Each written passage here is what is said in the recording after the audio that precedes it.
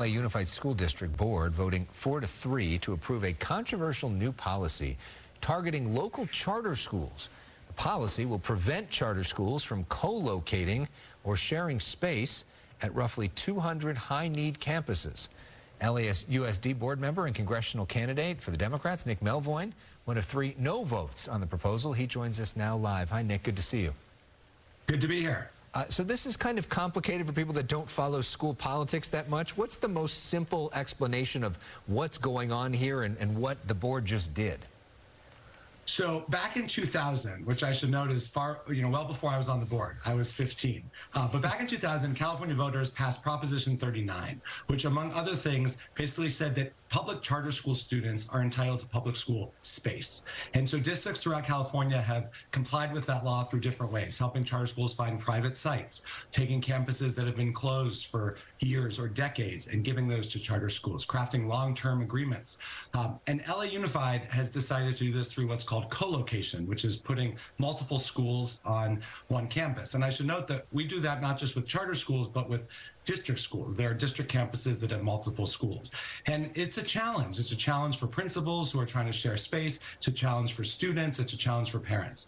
Rather than, I think, trying to solve this challenge by doing some of these things other districts have done, helps charter schools get these private sites, help them with these long-term leases. The district, I think yesterday, in poor policy by a slim board majority, crafted approved a policy that really takes many of the district's campuses off the table for this co-location, which just spreads the pain, if you will. It's kind of like whack-a-mole. It doesn't solve the problem. It just says, well, now these charter schools might go to more campuses. And by the district's own analysis, this policy will actually lead to more district campuses sharing space, which to me is just inane, which is why I was one of the 3 board members to vote against it.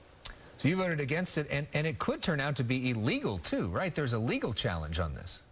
Yeah, that was one of the concerns I had, and I should say district staff, right? This was a board policy. District staff now has to implement it, and I'll know they'll do that with fidelity to the law. But one of the concerns I had is that if you do this legally, I don't know that it actually makes an impact because we're basically following the law, of course, now. And so, no matter how you slice this, it's either ineffective, potentially illegal, or at worst, less effective than the status quo.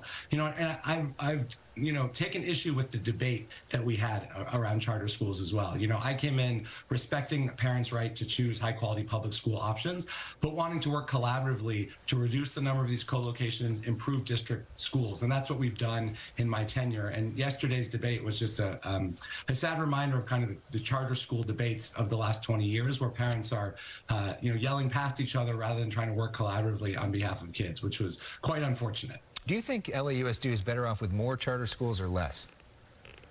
I think that the number of charter schools in LA is really an indictment on the system. Charter schools were created to spur some innovation, to give parents like the ones I taught in Watts a choice when district schools weren't working. And rather than embracing the learnings of charter schools, well before my time, the district, unfortunately stuck their head in the sand so that LA has more charter schools than anywhere in the country. My approach has actually been to work collaboratively with these charter schools, acknowledge their existence. There are some very high quality schools. Parents have made these choices from Pacific Palisades High School down to Watts, to East LA, to the Valley. And the district actually has created its own affiliated charter schools. But, I'll stand by the fact that I think this is an indictment of a school district that wasn't meeting the needs of kids, such that hundreds of these nonprofits had to start in LA. It's really my hope that the neighborhood schools can be more effective than they've been traditionally. You are running right now to leave the board and head to Congress. Over the weekend, I moderated a debate at the Wilshire Ebell Theater, where you were one of the 10 candidates on stage. Real quickly, 30 seconds, what sets you apart? What's your closing pitch to voters who now have the ballots at their homes on why they should vote for you for Congress?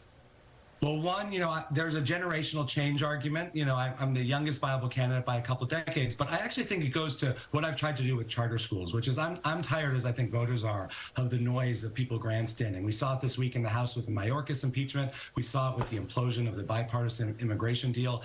I've shown that I can work across lines of difference with charter schools, with unions, with the Chamber of Commerce to bring people together towards solutions and not just grandstanding. That's why I voted yes, against this policy that I just thought was politicking, and for actually trying to roll up our sleeves, quite literally, and get the work done.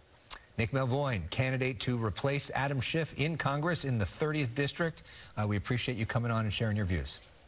Always a pleasure. Thanks, Alex.